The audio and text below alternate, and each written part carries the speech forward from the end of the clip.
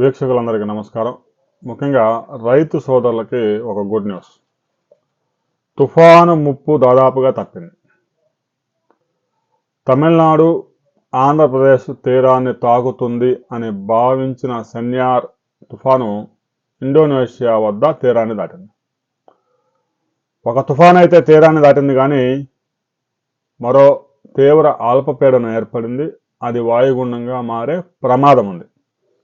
29వ తేదీ నాటికి దీనికి సంబంధించి మరింత క్లారిటీ రాబోతా ఉంది. ఇప్పటికే అల్పపీడనం కొనసాగుతూ ఉంది. తీవ్ర అల్పపీడనంగా మారడానికి అనువైన వాతావరణం ఉంది. 29వ తేదీ నాటికి వాయుగుండంగాను తుఫానుగాను డెవలప్ అయ్యే అవకాశం ఉంది. భారత వాతావరణ శాఖ ఇందుకు సంబంధించి ఒక రిపోర్ట్ రిలీజ్ చేస్తుంది. ఆ రిపోర్టు ఒకసారి మనం పరిశీలిద్దాం. ఆంధ్రప్రదేశ్కు సెన్యార్ తుఫాను ముప్పు దాదాపుగా తప్పిపోయింది.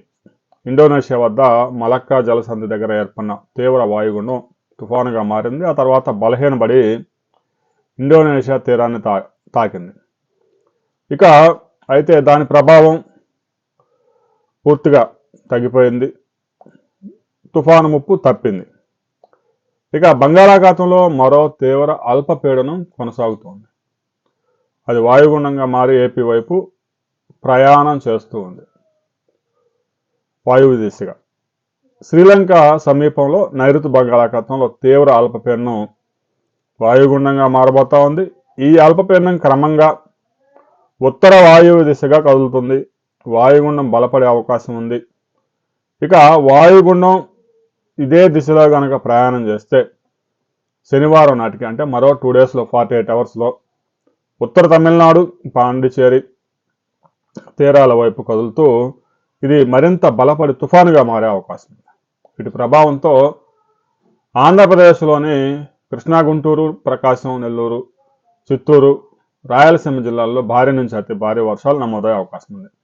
ఇక శనివారం నుంచి సోమవారం వరకు పలు జిల్లాల్లో దీని ప్రభావంతో భారీ నుంచి అతి భారీ వర్షాలు కురిసే అవకాశం ఉందని భారత వాతావరణ శాఖ ఐఎండీ రిపోర్ట్ విడుదల చేసింది. ముఖ్యంగా నెల్లూరు, చిత్తూరు, తిరుపతి జిల్లాల్లో అతి భారీ వర్షాలు, బలమైన గాలులు కూడా వీచే అవకాశం ఉంది. గంటకి 40 నుంచి 60 కిలోమీటర్ల వేగంతో గాలులు వీచే అవకాశం ఉంది. సముద్రం అల్లకొల్లంగా మారుతుంది. మత్స్యకారులు వేటకు వెళ్ళొద్దు. ఇక ప్యాడీ హార్వెస్ట్ చేసే రైతులు పంటల హార్వెస్టింగ్ శనివారం, ఆదివారం, సోమవారం వాయిదా వేసుకోవాలి. ఇప్పటికే హార్వెస్ట్ చేసిన పంటలు ధాన్యం తడవకుండా కాపాడుకోవాలి. ఇక శనివారం నాటికి నెల్లూరు, చిత్తూరు, తిరుపతి జిల్లాల్లో భారీ నుంచి అతి భారీ వర్షాలు.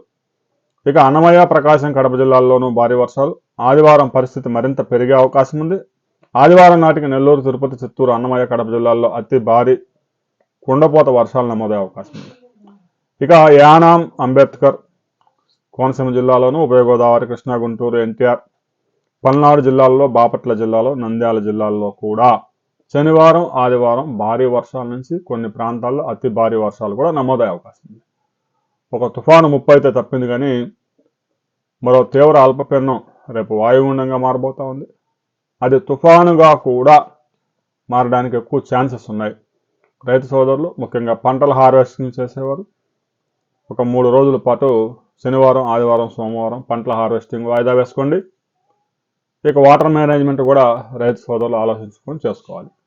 రాబోయే కొద్ది గంటల్లో మరో బులెటిన్ రాబోతా ఉంది. ఆ బులెటిన్ వచ్చిన తర్వాత మరిన్ని వివరాలతో మరో వీడియోలో మనం కలుసుకుందాం.